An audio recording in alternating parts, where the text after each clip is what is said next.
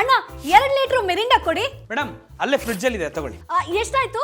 100 rupees. ಅಣ್ಣ bottle ಮೇಲೆ MRP 90 rupees ಇದೆ, ನೀವು ನೋಡಿದ್ರೆ 100 rupees ಹೇಳ್ತಾ ಇದ್ದೀರಾ, ಅದೆಂಗೆ? ಅಯ್ಯ ಮೇಡಮ್ ನೀವೇನೇ ಹೇಳ್ತೀರಾ, ಕರೆಂಟ್ ಬಿಲ್ ಬೇರೆ ಜಾಸ್ತಿ ಬರುತ್ತೆ, ಅದು ಫ್ರಿಡ್ಜಲ್ಲಿ ಬೇರೆ ಇಟ್ಟಿರ್ತೀವಿ ನೋಡಿ, ಅದಕ್ಕೆ ಕೂಲಿಂಗ್ ಚಾರ್ಜ್ ಅಂತ 10 ರೂಪಾಯಿ ಎಕ್ಸ್ಟ್ರಾ ತಗೊಳ್ತೀವಿ. ಹಲೋ, ನಾನೇನ್ ನಿಮ್ಗೆ ದಡ್ಡಿ ತರ ಕಾಣ್ತೀನ?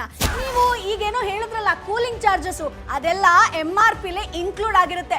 ಅಷ್ಟಕ್ಕೂ ನೀವು ಇದ್ರ ಮೇಲೆ ಚಾರ್ಜಸ್ ಹಾಕಿದ್ರಿ ಅಂತಂದ್ರೆ ಇಲ್ಲಿ ಮೇಲ್ ಕಾಣ್ತಿದ್ಯಲ್ಲ ಆ ಹೆಲ್ಪ್ ಲೈನ್ಗೆ ಇನ್ ಕೇಸ್ ನಾನು ಕಾಲ್ ಮಾಡಿ ಕಂಪ್ಲೇಂಟ್ ಮಾಡಿದ್ರೆ according to legal act of metrology 2009 ಪ್ರಕಾರ 1 ಲಕ್ಷ ಫೈನ್ ಬೀಳುತ್ತೆ. ಅಷ್ಟೇ ಅಲ್ಲ, ನೀವು ಜೈಲ್ಗೂ ಕೂಡ ಹೋಗ್ಬೋದು. ಕಂಪ್ಲೇಂಟ್ ಕೊಡ್ಲಾ ಈಗ? ಏನೋ ಜೈಲ? ಅಯ್ಯೋ ಮೇಡಮ್, ಈ ಸಣ್ಣ ವಿಚಾರಕ್ಕೆಲ್ಲ ಜೈಲ್ ಏನಕ್ಕೆ ಮೇಡಮ್? ನೀವು ಬೇಕಾದ್ರೆ 90 ರೂಪಾಯಿನ ಕೊಡಿ, ಆದ್ರೆ ಈ ವಿಷಯ ಯಾರಿಗೂ ಹೇಳ್ಬೇಡಿ ಆಯ್ತಾ?